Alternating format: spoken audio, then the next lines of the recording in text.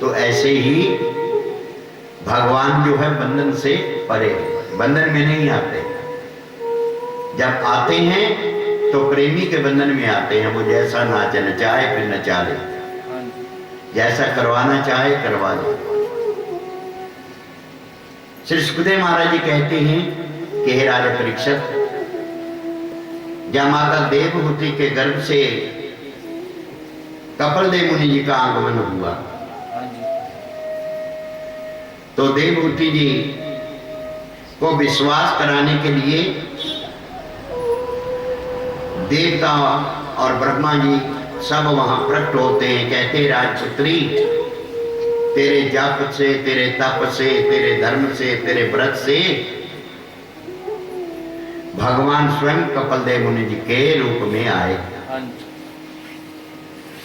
और तेरी कीर्ति बढ़ाने के लिए, इस जगत में सदा के लिए तेरा नाम अमर करने के लिए भगवान ने अवतार धारण किया है और अत्याचारियों के लिए सांख्य योग का उपदेश देने के निमित्त ही अवतार लेकर के आए।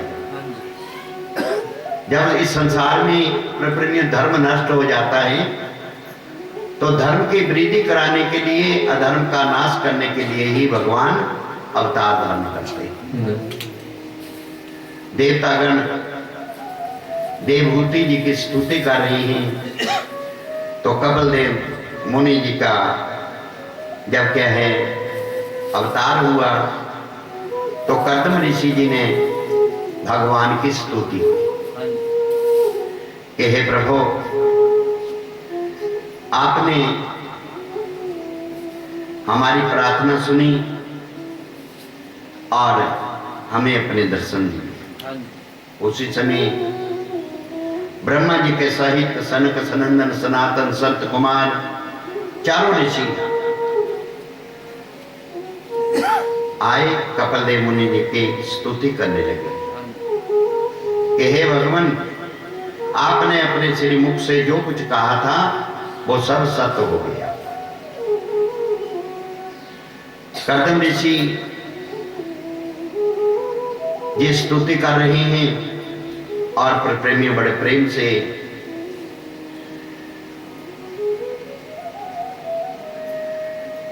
सबको भगवान के दर्शन हुए।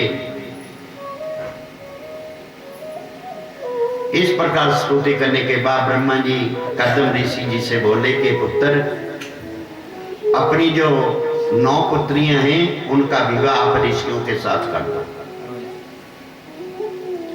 तो कर्दम जी ने अपनी 9 कन्याओं का विवाह इस प्रकार किया। जो कला नाम की पुत्री थी, कन्या थी, उसका विवाह मरीचि ऋषि से कर दिया। अनुसुईया जी का अत्रि मुनि से, सरदा का अंगिरा से, हवि का पुलस्त्य से और जो गति का पुलह से, योग्या का ऋतु से, ख्याति का भृगु से, अरुंधति जी का विवाह वशिष्ठ जी से और शांति का अथर्वर्ण ऋषि के से विवाह कर दिया। सभी ऋषि कर्दम ऋषि व देवहूति से विदा मांगकर अपनी अपनी वधुओं को साथ लेकर के अपने आश्रमों में चले गए।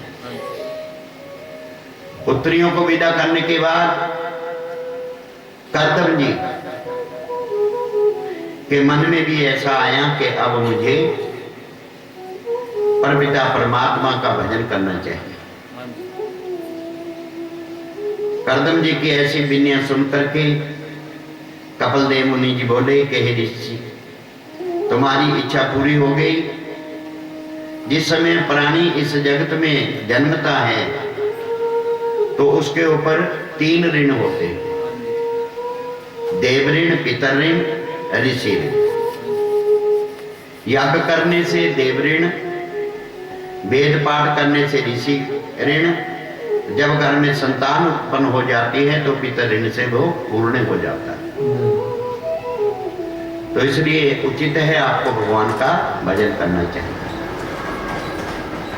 और इस संसारिक माया से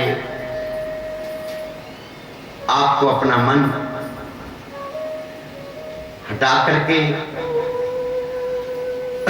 साधु महात्माओं का सत्संग करना, और जिस जगह पर मेरे नाम की चर्चा, मेरा कीर्तन कथा होती है, वहां चले जाना।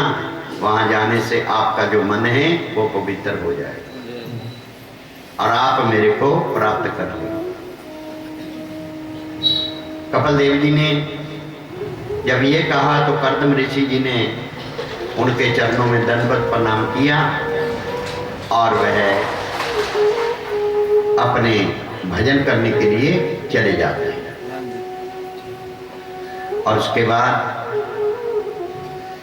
माता देवहूति जी ने कपिल देव मुनि जी के आगे प्रार्थना की कि आप मुझे इस संसार सागर से पार होने की बात सुनाइए, और मैं कैसे पहचान करूंगी कि ये भक्त हैं, ये अभक्त हैं। मेरे को कैसे संतों की पहचान होगी। देवहूति जी ने जब विनती की, कपिल देव मुनि जी बोले, माता सुनिए, योगी और ऋषि मुनि ही ऐसी बात सुनने के अभिलाषा रखते हैं। संसारी माया मोह से छूटने के लिए मनुष्य को ज्ञान प्राप्त करने से अधिक श्रेष्ठ अनन्य कोई बात नहीं है। जो माता पिता आदि अपने परिवार वालों को ज्ञान उपदेश नहीं करते, उन्हें अपना मित्र नहीं समझना चाहिए, उन्हें अपना शत्रु समझना चाहिए। जो परिवार में लोग संसार की बात करते, संसार में फंसाने की बात करते हैं, तो समझ ले तेरा अगला जन्म बिगाड़ने की बात हो रही है। तुम स्वयं ज्ञानवान हो, भावसागर से पार उतरने में कोई संदेह नहीं है। निश्चय रूप से ये बात जान लेनी चाहिए कि मेरी दया के बिना ज्ञान किसी को प्राप्त नहीं होगा। नहीं तो सारे ही मनुष्य ज्ञानी बन जाते और भवसागर से पार उतर जाते। मैं तुम्हें ज्ञान का जो हाल है वो कहता हूं, सुनो। जो भी मनुष्य स्नेह पूर्वक इसे सुनेगा और सुनाएगा, वह भी कृतार्थ होकर के भवसागर से पार हो जाएगा। इस संसार में जो लोग काम, क्रोध, मोह, लोभ, अहंकार में फंसे रहते हैं, तो संसारी मोह में जो फंसे रहते हैं उन्हें नरक अवश्य भोगना पड़ता है। ऐसे काम, क्रोध आदि प्राणी 84 लाख योनियों में जन्म लेकर के अनेक प्रकार के कष्ट पाते हैं। जो मनुष्य इनसे अलग रहते हैं, पृथक रहते हैं, वे ही परब्रह्म परमेश्वर को प्राप्त करते हैं। और ज्ञान के बिना क्रोध आदि बस में नहीं हो पाते। जो लोग वैराग्य ग्रहण करते हैं, भक्ति योग का अभ्यास करते हैं, काम क्रोध आदि को अपने वशीभूत कर लेते हैं, मेरे चरणों में सच्ची भक्ति रखते हैं, अपनी मुक्ति के लिए रास्ता बना लेते हैं, संसारिक व्यवहार, अपना परिवार, धन आदि से मनुष्य जितना प्यार रखता है, यदि वह उतना ही प्यार मेरे भक्तों से, मेरे प्रेमियों से करे तो उनकी मुक्ति हो जाती है। बोलिए वृंदावन बिहारी लाल की जय। देवहूति जी ने प्रसन्न होकर के कपिल देव मुनि जी के चरणों में प्रणाम किया। चारों ओर देखने लगे कि साधु संत कैसे होते हैं, यदि मिले तो मैं भी उनके सत्संग का लाभ उठा, भावसागर से पार उतर जाए। देवहूति के मन का जो भाव है कपिल देव मुनि जी ने पहचान लिया। कहा कि माता, साधु संत ज्ञानी भगत जो हैं, मैं उनके लक्षण बतलाता हूं कि वो कैसे होते हैं। पहला लक्षण उनके अंदर ये होता है, जो साधु होते हैं, संत होते हैं, मेरे भक्त होते हैं, अगर उनको कोई गालियां निकाले, उनकी निंदा चुगली करे, तो उनको कोई कष्ट नहीं होता।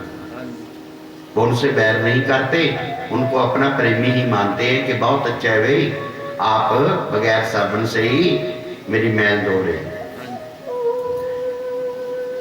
उनके लिए निंदा और स्तुति एक बराबर होता है। क्यों? क्योंकि सबके शरीर में वो एक ही परमपिता परमात्मा का प्रकाश देखते हैं, और दुखी मनुष्य को देख करके वो उनके अंदर इतनी दया आ जाती है कि प्रभु इसके दुख के दूर करते हैं। नित्य दिन मेरे चरणों में ध्यान लगाए रहते हैं, आठों पैर मेरा भजन करते हैं, कीर्तन करते हैं, खाने पीने में जो मिल गया प्रभु की इच्छा से उसी पे अपना गुजारा कर लेते हैं। भली बुरी बातें जो हैं वो सब ईश्वर की इच्छा समझते हैं। सुख और दुख को एक समान समझते हैं, सुख भी वैसे ही, दुख भी वैसे। और जब उनके मन में इच्छा होती है कि मुझसे मिलना है, तो फिर वो घर को त्याग कर जहां मेरी कथा होती है, चर्चा होती है, वहां जाकर के वह आश्रय लेते हैं। बाहर और भीतर से एक रस होते हैं। मेरी आज्ञा के बिना वो कुछ नहीं करते, जो मेरी आज्ञा होती है उसको कर लेते हैं, अंदर से आवाज आ जाती है। जब देवती माता जी ने ये बात सुनी, कहने लगी कि मैं तो स्त्री हूं, ऐसा ज्ञान प्राप्त होना तो बहुत कठिन है, अपनी भक्ति पूजा का मार्ग मेरे को बताइए। तो प्रेमियों, कपिलदेव मुनि जी कहने लगे कि पहले ये जो प्रकृति है, ये जो संसार है, मैं आपको ये सुनाता हूं। ये जो शरीर कहलाता है, जिसको हम शरीर कहते हैं, ये सतोगुण, रजोगुण और तमोगुण, इन तीनों को ही प्रकृति रूपी वृक्ष मूल समझकर जो माया है वो उसकी डालियां,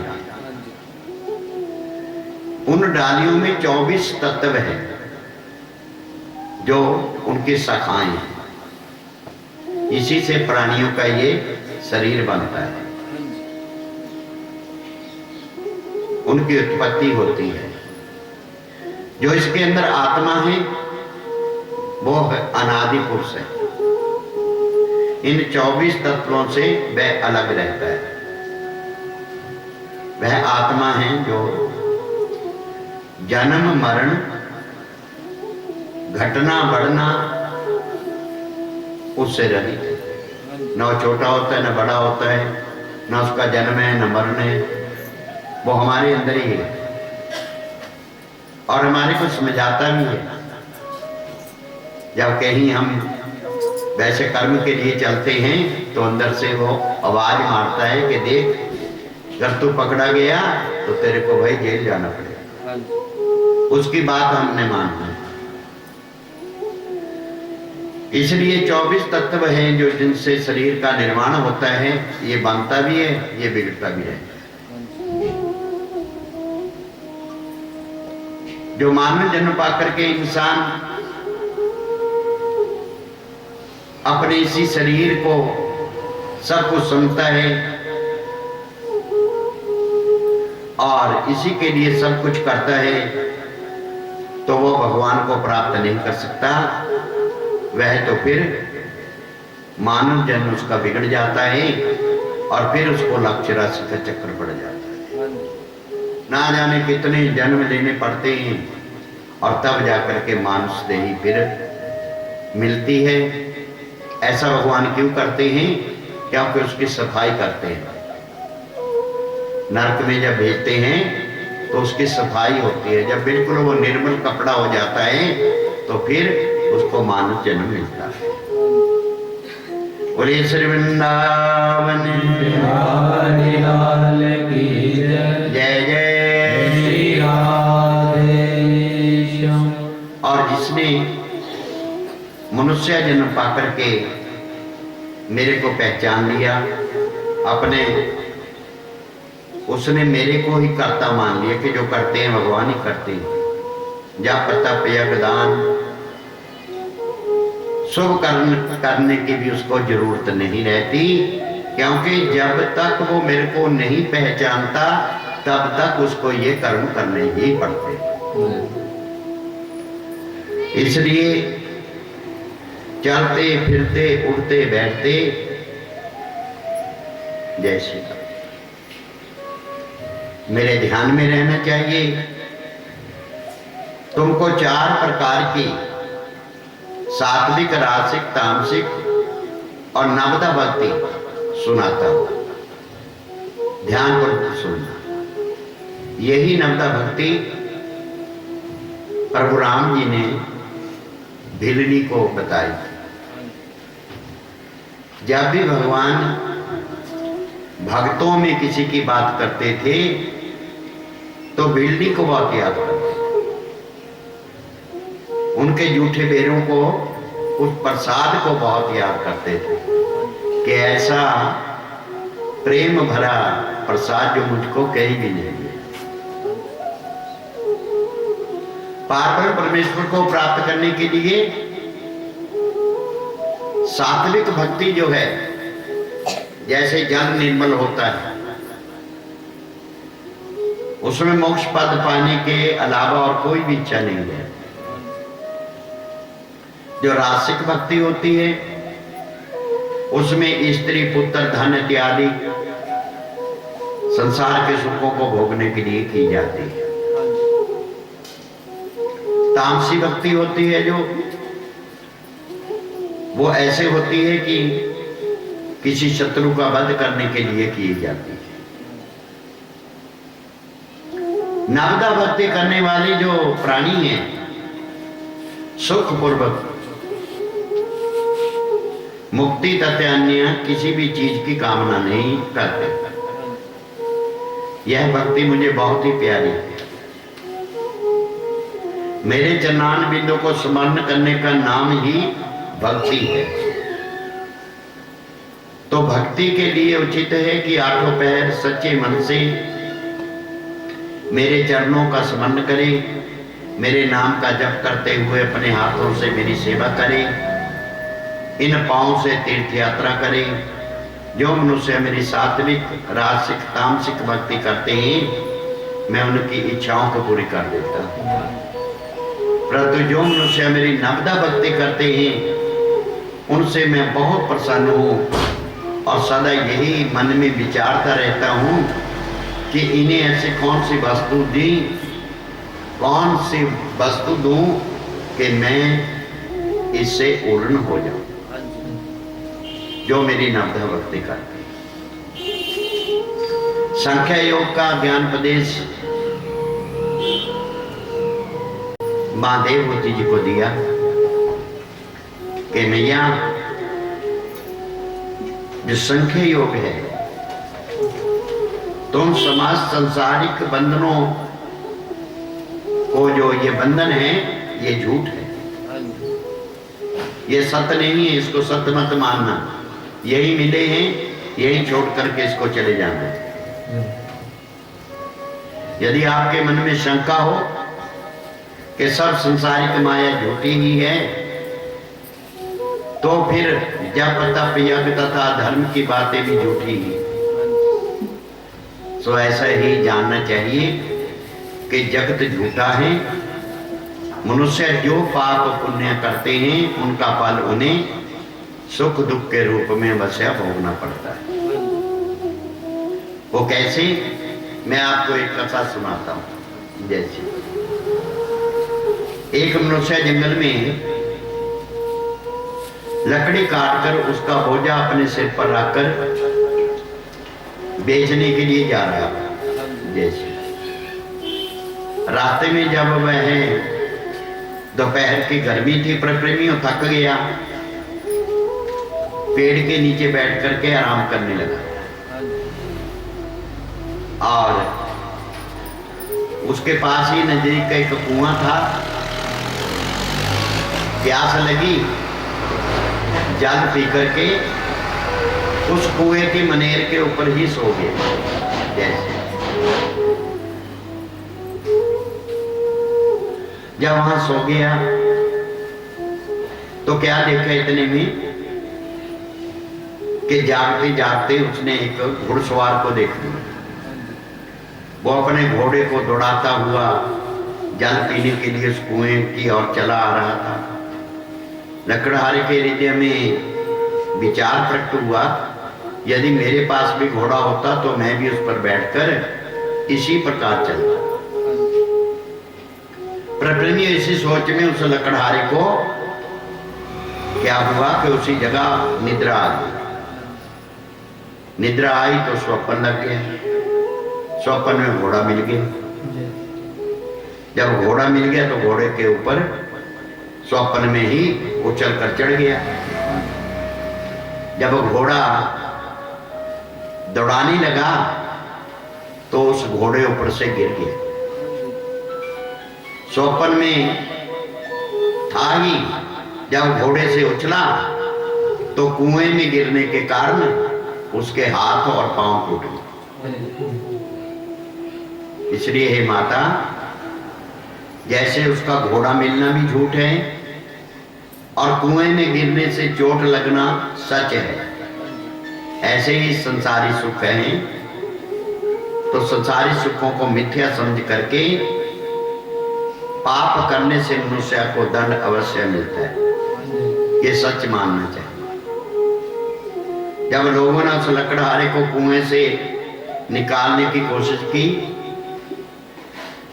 उस कुएं के अंदर से ही वह बोला कि स्वप्न में घोड़े पर चढ़ने से मैंने ये फल पाया, जो हर रोज घोड़े पर सवार होकर के चलते हैं, ना जाने वो कैसे गहरे कुएं में गिरकर दंड पाए।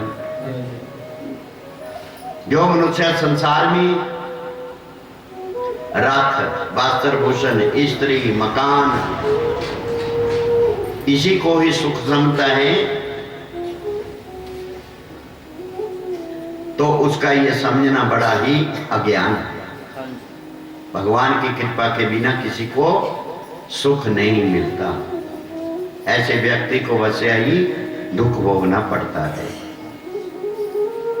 कपिलदेव मुनि जी का ये ज्ञान सुनकर के देवहूति जी ने प्रश्न किया कि आपने जो कहा कि इस देह को आत्मा पुरुष से अलग समझना चाहिए, ये तो बहुत कठिन बात है। बिना नेत्रों से देखें उस पुरुष को अलग कैसे जानना चाहिए, कैसे वो इस देह में रहता है। तो कपिलदेव मुनि जी कहने लगे कि हे माता, इस बात पर ज्ञान दृष्टि और चर्म चक्षुओं द्वारा देखकर दोनों प्रकार से विचार किया जा सकता है।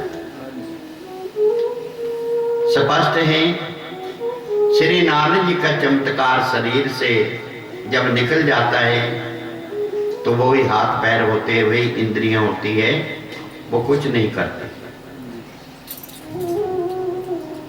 तो इस करके ये समझ लेना चाहिए कि आत्म पुरुष शरीर से अलग है। विषय जो मनुष्य होते हैं, मांस खाते हैं, शराब पीते हैं, जुआ खेलते हैं, वैसे गमन करते हैं,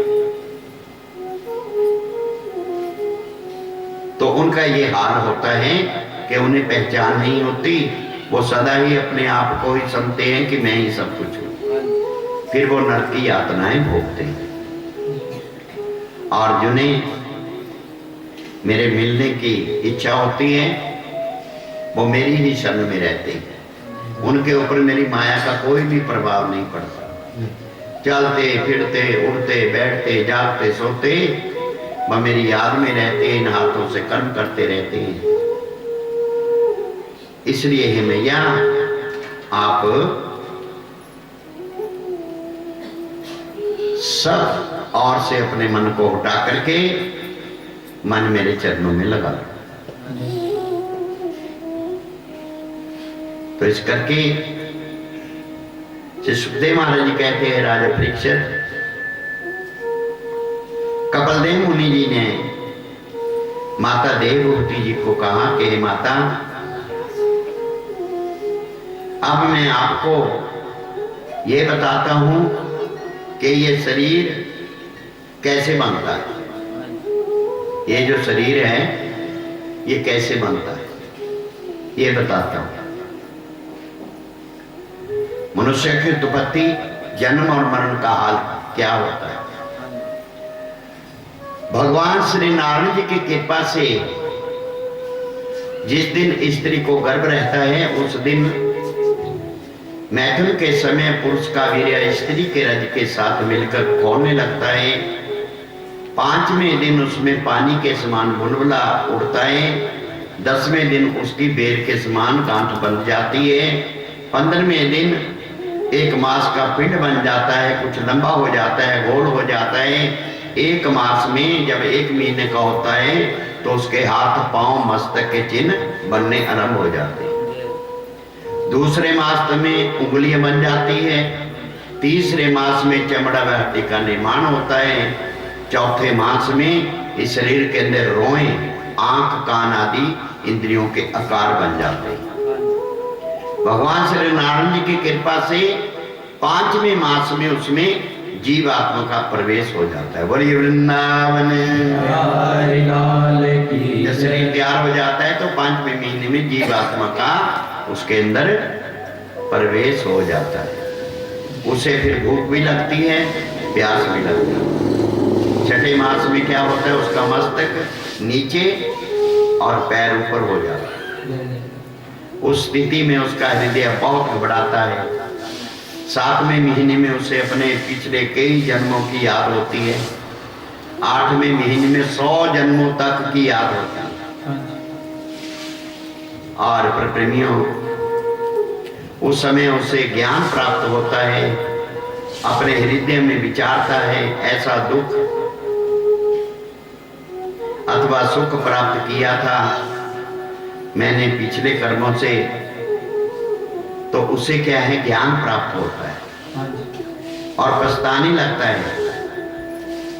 भगवान श्री नारायण जी का स्मरण करके भगवान के आगे फिर विनती करता, प्रभु मैंने पिछले जन्मों में संसारी सुख, स्त्री पुत्र आदि के मोह में पड़ करके अपना ज्ञान नष्ट कर दिया।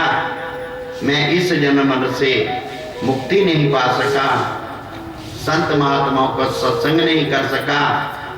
अब प्रभु कृपा करके इस नरक कुंड से मुझे बाहर निकाल दो। मैं श्वास श्वास तन मन धन से आपकी सेवा करता रहूं, ऐसी कृपा कीजिए। और आपका ये जो ज्ञान है मुझे कभी ना भूले। ऐसा कार्य करूं जन्म लेकर के जन्म मरण से मैं सदा के लिए मुक्त हो जाऊं। जब क्या है 9वां या 10वां महीना मास आता है तब वायु का वेग उस प्राणी को इस संसार में भेज देता है।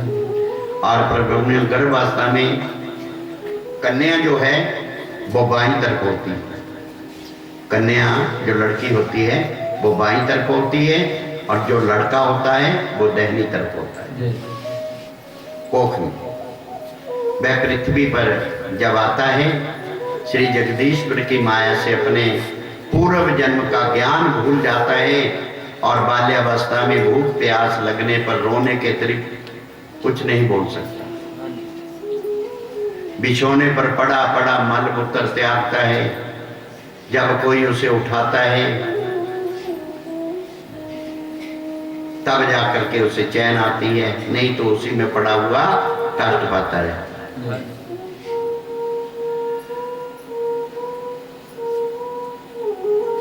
जब 5 वर्ष का होता है माता पिता उसे पढ़ने के लिए भेज देते, गुरु को सौंप देते।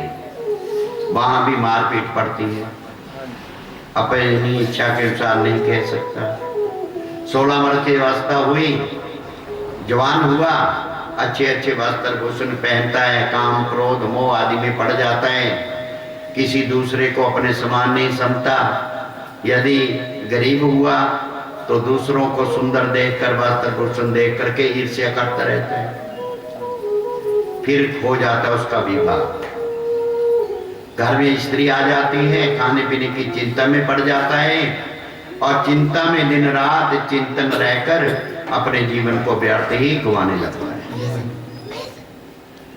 जिस मनुष्य ने अपने पूर्व जन्म में कोई दान नहीं किया, धर्म नहीं किया, शुभ कर्म नहीं किया, वह इस जन्म में दरिद्री होता है, पेट भरने की चिंता में हाथों पैर दुखी रहता है। जब उसके पुत्र आदि प्रकट होते हैं, फिर उनकी ममता में पड़ जाता है, झूठ सत्य बोलकर धन कमाता है, पालन पोषण करता है। युवावस्था बीतने पर जब वृद्धावस्था आती है, तब मनुष्य को आंखों से कम दिखाई देता है, कानों से कम सुनाई देता है, धन कमाने की शक्ति नष्ट हो जाती है।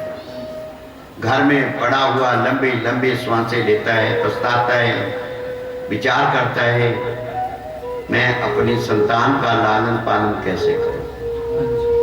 दरिद्री होता है, भोजन वस्त्र आदि के अभाव के कारण बहुत कष्ट उठाता है।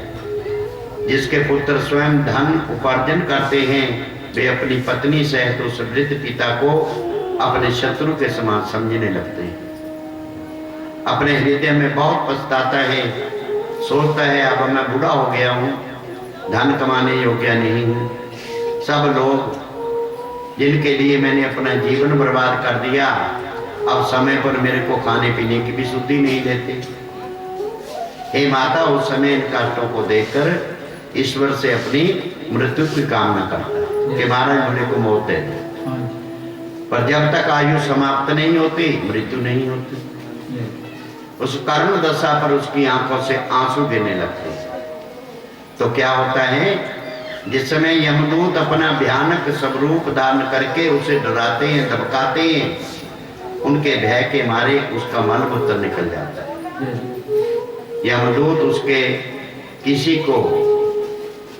यमदूत उसी को दिखाई देते हैं और किसी को दिखाई नहीं देते। उस समय परिवार वाले लोग दिखावे के लिए रोते हैं। उस समय रोने पीटने के कारण यमदूत उसे और अधिक दुख देते हैं। इस समय श्री हरि का कथा कीर्तन सुनाना, गंगा जल, तुलसी, सालग्राम का चरणामृत उसके मुख में डालना चाहिए। साधु वैष्णव के चरण राज्य को उठा करके उसके मस्तक पर लगा देना चाहिए, पर ऐसा कोई नहीं करता। सब लोग दिखावे के लिए रोते ही रहते हैं। गंगा जल पाना भी उसके मुख में भूल जाते हैं। बोले वृंदावन जय जय।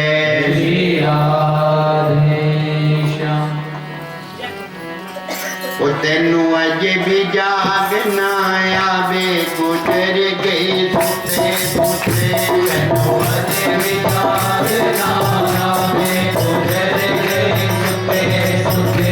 तेनू अजे भी जागना आवे, गुजर गई सुते सुते। तेरी उम्र बीत भी जावे, गुजर गई सुते सुते। तेरी उम्र बीत जावे, गुजर गई सुते सुते। तेरी उम्र बीत जावे, गुजर गई सुते सुते। ऋषि मुनि तेनू आजा मारे, ऋषि मुनि तेनू आजा मारे, ऋषि मुनि तेनू आजा मारे। वेद शास्त्र तेनू पुकारे, वेद शास्त्र तेनू पुकारे, वेद शास्त्र तेनू पुकारे। कन्ना बिच बाज न जावे, गुजर गई सुते सुते। तेनू अजे भी जागना आवे, गुजर गई सुते सुते। तेनू अजे भी जागना आवे, गुजर गई सुते सुते। अजे भी जागना आवे, गुजर गई सुते सुते।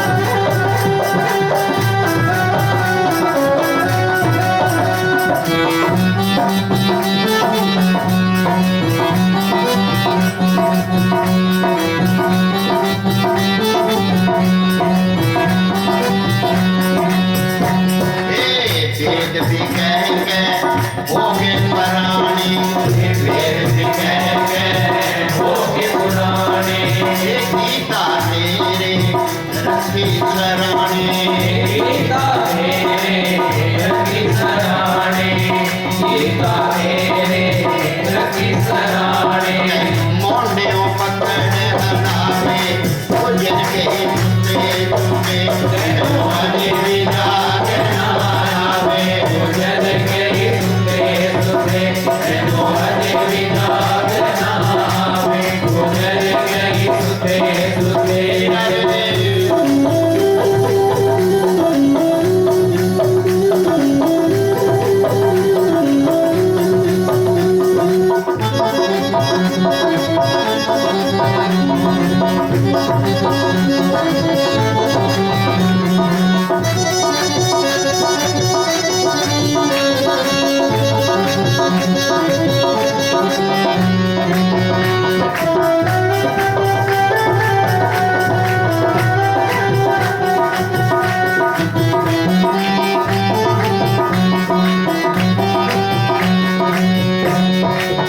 सदा तैयार ए नातिया सोती सदा तेरे नात्या सोती सदा तेरे नात्या सोती ए मौत डैन मेरे कोल खलोती ये मौत डैन तेरे कोल खलोती मौत डैन तेरे कोल खलोती ਜਿਹੜੀਆਂ ਸਦਾ ਕਿਆ ਰੇ ਨਾ ਧੋਤੇ ਉਹਨੇ ਨਹਾਣਾ ਧੋਣਾ ਨਹੀਂ ਹੈ ਮੌਤ ਡੈਣ ਤੇਰੇ ਕੋਲ ਖਲੋ ਕਿੰਨਾ ਕੁ ਫਰਕ ਹੈ ਤੇਰਾ ਉਹਦਾ ਇਹ ਸਵਾਂਸ ਅੰਦਰ ਜਾ ਰਿਹਾ ਬਾਹਰ ਆ ਰਿਹਾ ਦੋ ਉਂਗਲ ਬਾਹਰ ਆਉਂਦਾ ਹੈ ਜਿਹਦੀ ਨੇ ਦੋ ਉਂਗਲ ਤੇ ਅੱਗੇ ਨਿਕਲ ਜਾਣਾ ਇਹਨੇ ਅੰਦਰ ਨਹੀਂ ਵੜਨਾ ਸਦਾ ਤਿਆਰ ਇਹ ਨਾਤਿਆਂ ਧੋਤੀ सदा तेरे नात्या सोती ਸੰਤਾਂ ਦੇ ਨਾਲ ਬੁਲਾਵੇ ਗੁਜਰ ਗਈ ਸੁਤੇ ਸੁਤੇ ਤੈਨੂੰ ਅਜੇ ਵੀ ਦਾਗ ਨਾ ਆਵੇ गुजर गई सुते सुते तेनो अजे विदा आवे गुजर गई सुते सुते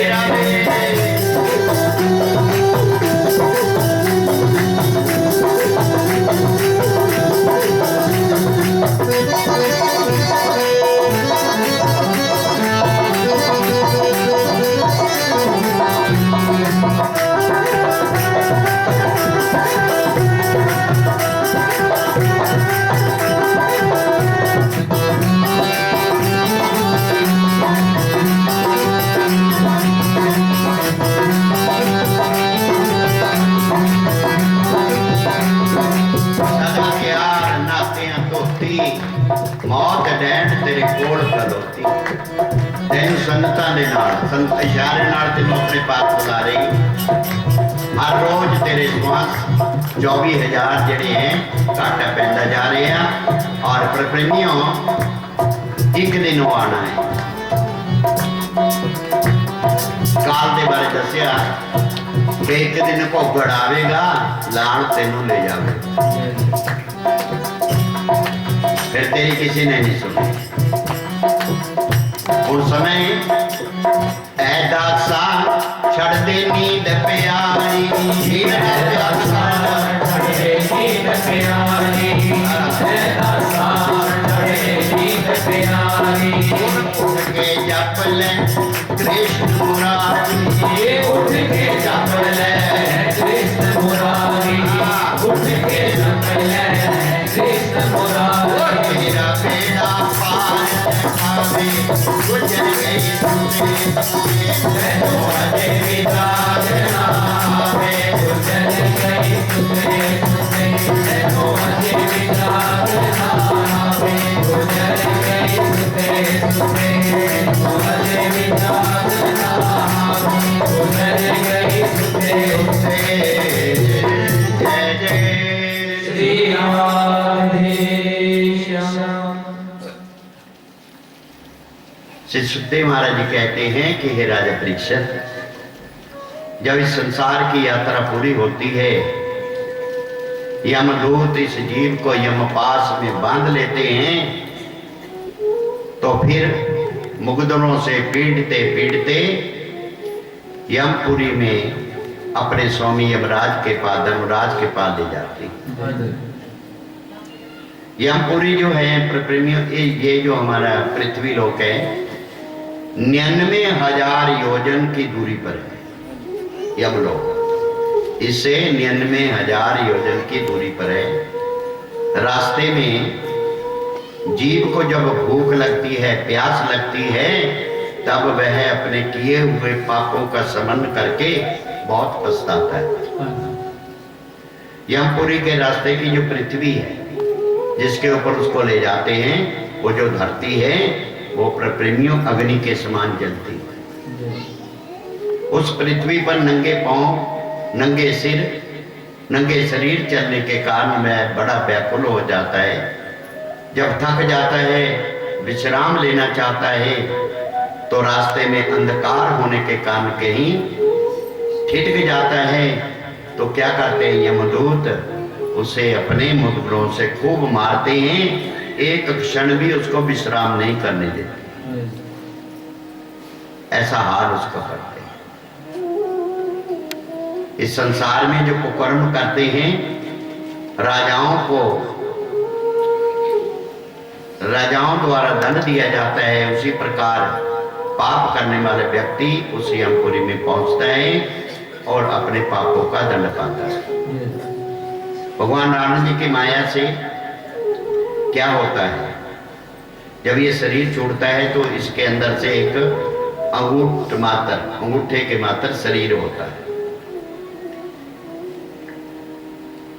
अपना मृत लोक का जो शरीर है वो उसी को इतना बड़ा शरीर समझता है, होता वो अंगूठे मात्र। उस समय वह अपने परिवार वालों को, अपने सेवकों को बार बार याद करता है, पीछे फिर करके देखता है, कोई आए मेरी सहायता करे, मेरे को छुड़ा ले, पर उसको कोई दिखाई नहीं देता, बड़ा पछताता है। यमराज का संदेश सुन चित्रगुप्त क्या करते हैं, उसके कर्मों का जो लेखा जोखा है उसे दिखाते हैं। जितने समय तक जिस नरक में दंड भोगना होता है उस नरक में उसे भेज देते। उस नरक में पहुंच करके प्राणी बहुत कष्ट पाता है, और फिर नरक का समय जब पूरा हो जाता है वहां से निकल करके फिर भूत प्रेत आदि के परिवार में मिल जाता है, वहां जन्म लेता है, सदा रोगग्रस्त रहता है, एक क्षण उसे सुख नहीं मिलता। 84 लाख योनियों में चक्कर काटने के बाद फिर उसको मानुष देही मिलती है। इस करके हे माता, ये मानुष योनि प्राप्त होना बहुत ही दुर्लभ है। मानुष जन्म बड़ा दुर्लभ है, मिले न बारंबार। जो मनुष्य यमपुरी में पहुंचकर नरक भोगते हैं, उसका दंड पाते हैं, तो हम उसके बारे बतलाते हैं। किसी अनन्य व्यक्ति की संपत्ति को जो जबरदस्ती छुड़ा लेता है, यमदूत क्या करते, उसे बहुत ऊंचे पहाड़ की चोटी से नीचे ढकेल देते। नीचे गिरने से उसके शरीर का जो है चूर चूर हो जाता है। यमपुरी में निवास करने वाले बड़े बड़े जो गीध है, पक्षी हैं, उसके मांस को खाते हैं, और जोंक के समान तीक्ष्ण रौरव नामक जो कीड़े हैं उसका खून पीते हैं। उस प्राणी से यमदूत कहते हैं कि दूसरे की जितनी संपत्ति दी है उतने कल्पों पर्यटन तुम्हारी यही दशा रहेगी। और जो मनुष्य स्वयं उत्तम भोजन पाता है, उत्तम वस्त्र पहनता है, अपने परिवार वालों को, अपने मित्रों को उन्हें नहीं देता, साधु महात्माओं की सेवा नहीं करता, नरक में पहुंचकर उससे बड़े जोर की भूख लगती। उस समय यमदूत क्या करते हैं, उसी के शरीर का मांस नोचकर उसको खाने के लिए देते हैं कि भाई आपने किसी को खिलाया नहीं, आप किसी को ही खा लो। जिस देह को तुमने पाला था उसी को स्वयं खाओ। जो मनुष्य किसी साधु संत को, भक्त को दुर्वचन कहता है, टेढ़ी नजर से देखता है, तो क्या होता है, यमपुरी में जाकर के यमदूत उनकी जो आंखें हैं, जो वहां गीध है, को नोच नोच कर फाड़ डालते, उसके मांस तथा मस्तक के गुदे को निकाल देते हैं। और जो मनुष्य संसार में न्यायाधीश पद पर बैठता है, न्यायाधीश पद पर जो बैठता है, तो उस व्यक्ति को किसी, अगर उसने निरपराध को दंड दे दिया तो उसे 2 पत्थरों की चट्टान के बीच में रख देते हैं और कोल्हू के समान उसको पीड़ा जाता है। जो मनुष्य किसी को जहर देकर के मार देता है या किसी के घर में आग लगा देता है, तलवार की धार के समान पहने पत्तों वाले पेड़ पर उसे धकेल दिया जाता है, वृक्ष से गिरने पर उसका शरीर चूर चूर हो जाता है। और जो मनुष्य इस पराई धरोहर हड़पते, उसे अग्नि के समान जलती हुई पृथ्वी पर लेटाकर उसकी देह पर गर्म गर्म तेल छिड़क दिया जाता है, खोलते हुए तेल के कड़ाही में पटक दिया जाता है। और जो मनुष्य जीवी हिंसा करता है, पशुओं को, पंछियों को मारता है, अंडे खाता है, उसका क्या हाल होता है? उसे पीप और लार से भरे हुए लाला भक्ष नामक नर्क में ले जाकर जल के स्थान पर उसी पीप और लार को उसको पिलाया जाता है। जो मनुष्य न्यायालय या पंचायत में झूठी गवाही देते, धन के लालच के लिए जाकर के झूठी गवाही दे देते हैं, उन्हें सांप और बिच्छुओं के काटने से बड़ी तकलीफ होती है। हे माता, जो मनुष्य जैसा पाप करता है उसको यमपुरी में पहुंचकर वैसा ही दुख भोगना पड़ता है। तो इसलिए मेरी आप सबके चरणों में प्रार्थना है कि आप भाई अपना सात्विक कर्म करें, और जैसा हमारे को ये मानव जन्म मिला है, आगे के लिए भी भगवान की कृपा से ऐसा ही मिल जाए, अच्छे घर में जन्म मिल जाए और भारतवर्ष के अंदर ही हमारा जन्म हो। ये नहीं हो कि बाहर मुल्क चौज में जाके, तो वहां जाकर के बड़ी मुश्किल होती है। बोले वृंदावन जय जय श्री राधे, जय जय श्री राधे, हर हर महादेव। मंगल में पृथु का हुआ श्री नारायण अवतार, मंगल प्रजा का हुआ धर्म प्रचार। बोलिए श्री वृंदावन बिहारी लाल की जय, जय श्री राधे, हर हर महादेव। श्री सुखदेव महाराज जी कहते हैं कि अत्रि मुनि ने अपनी स्त्री अनुसुईया जी के साथ बहुत तप किया। दोनों ने देवता का नाम ना लेकर के कर्ता कह करके तप करते रहे। अब कर्ता तीनों ही है। जब तप किया 100 वर्ष तक तप करते रहे तो तीनों ही देवता सामने प्रकट हो गए, ब्रह्मा, विष्णु और महादेव। अत्रि मुनि जी को दर्शन दिया।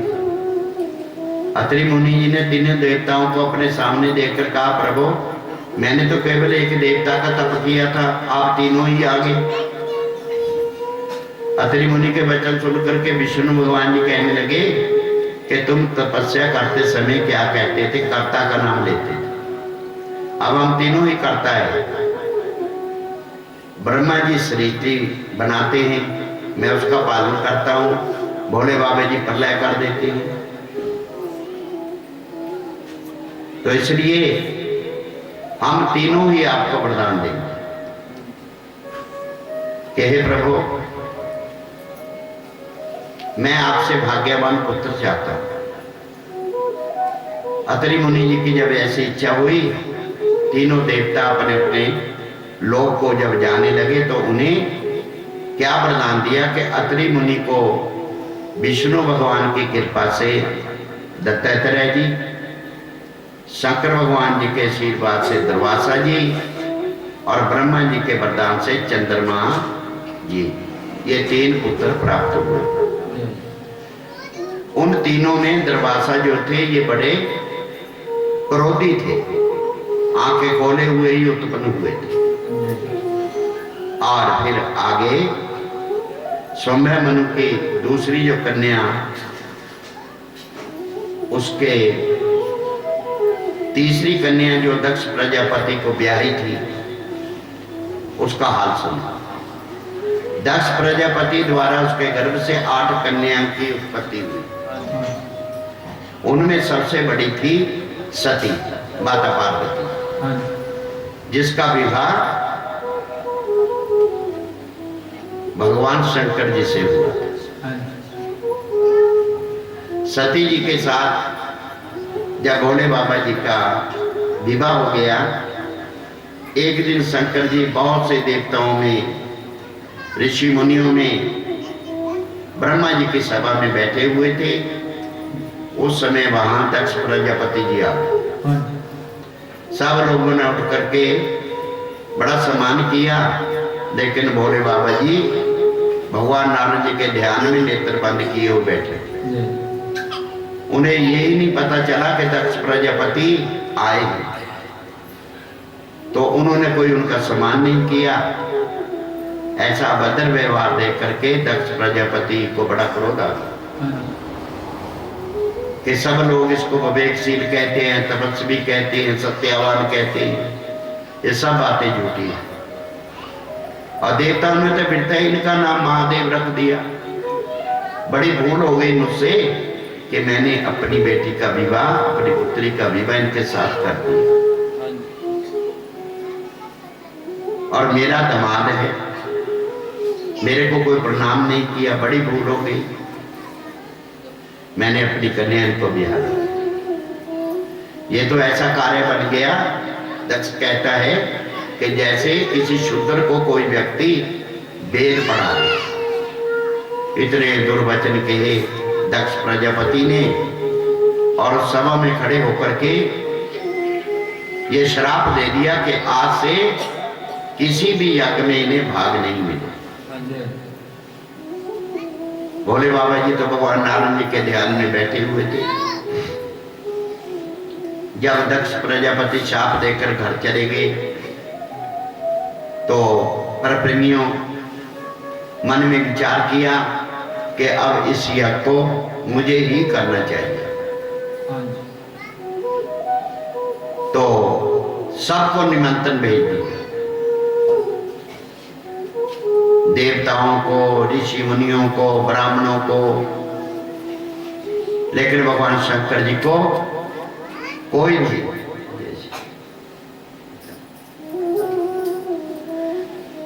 कुछ भी, कोई भी निमंत्रण नहीं मिला। याग की तैयारी करने लगे। दक्ष प्रजापति के निमंत्रण पर सब देवता, दैत्य, ऋषि मुनि, ब्राह्मण, गंधर्व, किन्नर अपनी अपनी स्त्रियों को साथ लेकर के विमानों में बैठ करके यज्ञशाला में जाने लगे।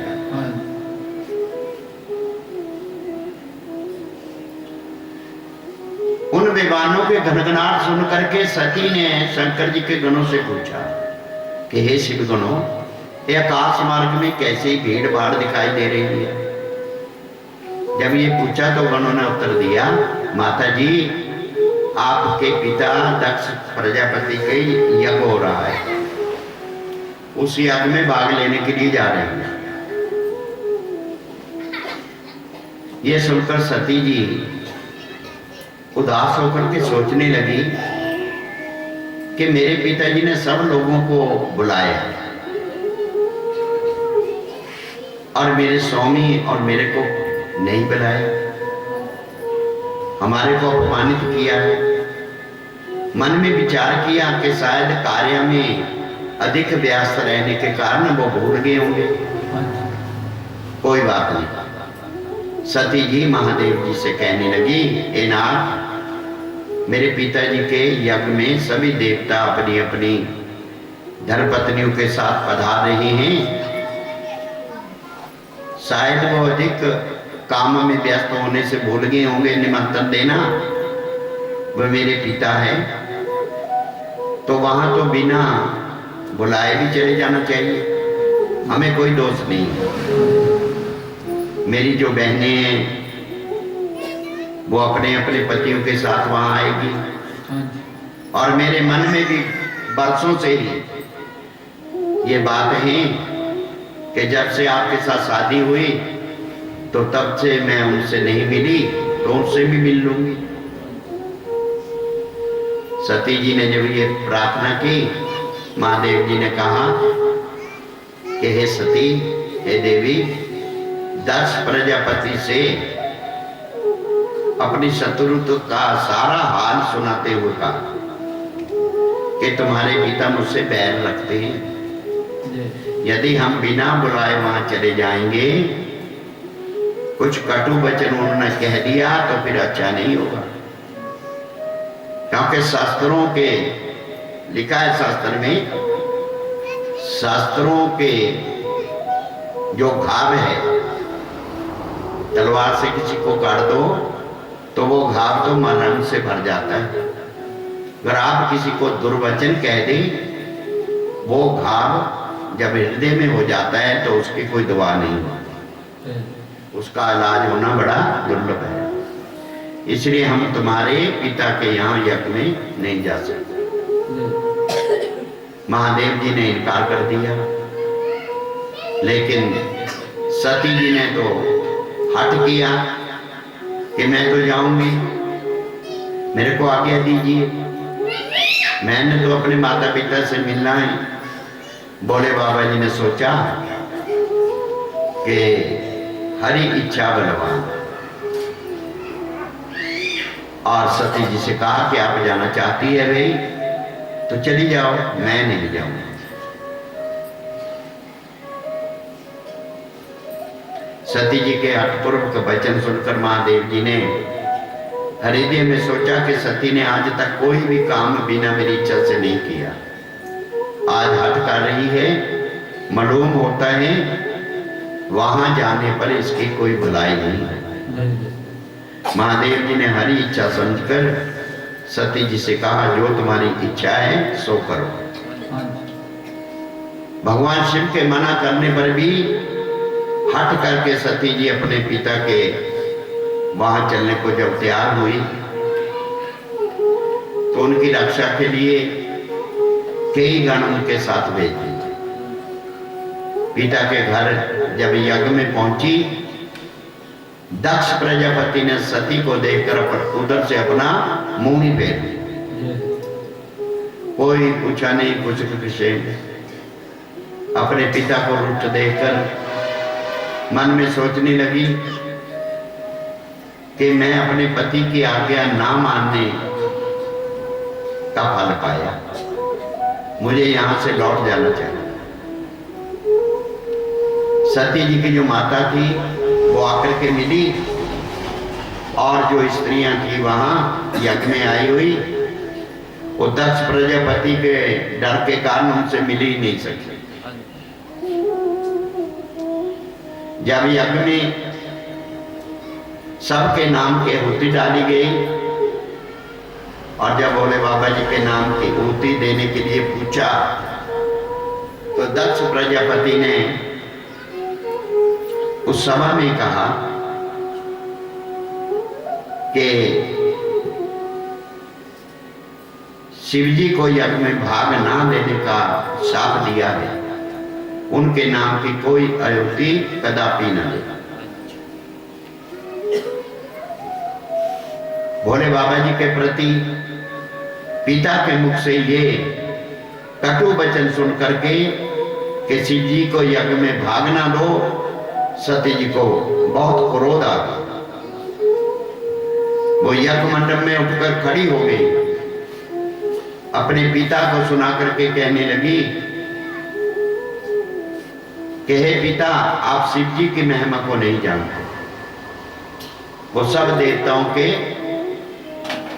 देवता है, वो किसी से बैर भाव नहीं रखते। अज्ञानवश बिना विचारे आप उनसे शत्रुता मानते हैं। मेरे महादेव जी समस्त गुणों के भी क्या है, निधान है। उनके भयंकर स्वरूप को तुमने आज तक देखा है, किंतु उनके गुणों को नहीं पहचाना। सनक आदि, नारद आदि उनके चरणों का स्मरण करते रहते हैं। तुम्हारा पद ऐसा नहीं है कि जो आप उनकी बराबरी कर सकते। वे तरलोकी में सर्वश्रेष्ठ हैं। आप ऐसे अभद्र शब्द कह कह करके उनका अपमान कर रही हैं। तुम मेरे जन्मदाता हो, इसलिए मैं तुमसे कुछ कह नहीं सकती, परंतु मैं अपने शरीर को जो तुम्हारे द्वारा उत्पन्न हुआ है, क्रोध करके आज त्याग दिया, जिससे तुम्हारा जो तुम्हारे साथ महादेव जी का कोई भी संबंध नहीं रहेगा, और उनसे बैर करने का फल स्वयं तेरे को मिल जाएगा। प्रभु ये बात कहने के बाद सती जी ने उत्तर दिशा की तरफ मुंह करके योगाभ्यास द्वारा अग्नि प्रकट करके अपना शरीर भस्म कर दिया। बोलिए वृंदावन की जय, बोलिए शंकर भगवान की जय। शिव गणों ने सती जी की ये दशा देखी तो क्रोध में आकर के उपस्थित जो वहां थे अपने अस्त्र साथ उठा करके जब मारने लगे, शिव गणों के मन की बात जान करके भृगु ऋषि ने यज्ञ की रक्षा के लिए मंत्र उच्चारण किए। अग्नि कुंड से एक बेताल को प्रकट किया और तब यज्ञ कुंड से जब वो प्रकट हुए, जैसे आप हमें जो भी आज्ञा देंगे उसका अवश्य पालन करेंगे। भृगु ऋषि उनसे बोले कि जो इस यज्ञ का विध्वंस करना चाहते हैं, आप उनको यज्ञशाला से बाहर कर दो। ये सुनते ही उन तीनों ने शिव गुणों को यज्ञशाला से बाहर कर दिया। बोलिए वृंदावन बिहारी लाल की जय, जय श्री राधेश्याम।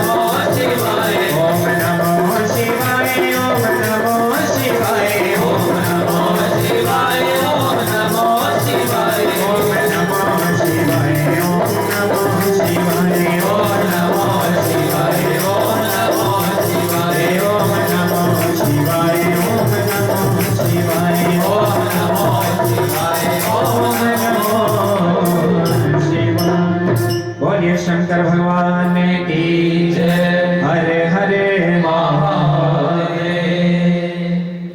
जय जय श्री राधे।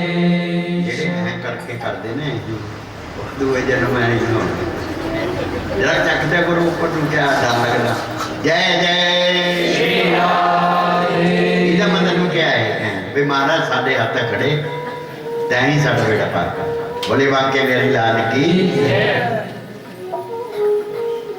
श्री सुखदेव महाराज जी कहते हैं राजा परीक्षित, देव ऋषि नारद जी ने सारी घटना भोले बाबा जी को बतलाई। भोले बाबा जी को क्रोध आ गया, अपने जटाओं में से एक लाटू फाड़ी और धरती पे पटक दी, जिससे वीरभद्र की उत्पत्ति हुई। वीरभद्र जी ने हाथ जोड़ लिए, महाराज क्या आज्ञा है? कहते जाओ राजा दक्ष की यज्ञशाला में यज्ञ को नष्ट भ्रष्ट कर दो और दक्ष का सर काट करके हम कुंड में डाल दो। राजा दक्ष के लिए भोले बाबा जी ने जब ये आज्ञा दी तो वीरभद्र जी वहां जाते हैं, यज्ञ नष्ट भ्रष्ट कर दिया, भृगु जी की दाढ़ी मुंह से फाड़ ली और दक्ष का सर काट करके हमन कुंड में डाल दिया। और जितने भी वहां यज्ञशाला में आए तो यज्ञ में उनका बुरा हाल हुआ। किसकी टांग तोड़ दी, किसी की आंख फोड़ दी, किसकी बाजू तोड़ दी। सब मिलकर के ब्रह्मा जी की शरण में गए, क्योंकि उस यज्ञशाला में ना भगवान विष्णु जी आए थे ना ब्रह्मा जी आए थे। उन्हें पता था कि ऐसा होने वाला है। वो सब ब्रह्मा जी की शरण में गए। ब्रह्मा जी लेकर के फिर सबको भोले बाबा जी की शरण में आए, प्रार्थना की। भोले बाबा जी कहने लगे कि सती जी की बात सुन करके मेरे को क्रोध आ गया, इसलिए आप जो आज्ञा दे करें। कहते जी राजा दक्ष के यज्ञ को संपूर्ण कीजिए, उनको फिर जीवित कीजिए। कहते भी उसका सर तो अमन कुंड में जल गया है। हाँ, जीवित हो सकता है। जो क्या है यज्ञशाला में बलि देने के लिए बकरा मंगाया, उसका सर काट करके उसके धड़ से जोड़ दो और उसको वो जीवित हो जाएगा। ऐसे किया प्रेमियों। जब क्या है बकरे का जो सर है दक्ष के धड़ से लगाया तो फिर उसको आदेश दिया ब्रह्मा जी ने कि जागो, वह जीवित हो गया। जब अपने सामने राजा दक्ष ने फिर भगवान शंकर जी को देखा, हाथ जोड़ करके दंडवत प्रणाम किया और बोले कि मैंने आपकी महिमा को ना जाना, जैसा किया वैसा फल पाया, और आपने मुझे ज्ञानी के अपराध को क्षमा कर दिया, अपनी विशाल प्रभुत्व का चमत्कार दिखाया। तो इससे ये सिद्ध हो जाता है कि परमेश्वर ने जिन्हें बड़ा बनाया है वो मूर्ख व्यक्तियों की बात पर कोई ध्यान नहीं देते। दक्ष प्रजापति ने इस प्रकार विनय की। जितने वहां देवता थे, ऋषि मुनि थे, गंधर्व थे, किन्नर थे, उन्होंने भी शंकर भगवान की प्रभुता देख करके भोले बाबा जी की बड़ी प्रसन्नता की। और फिर भोले बाबा जी की कृपा द्वारा उनका जो यज्ञ है संपूर्ण हुआ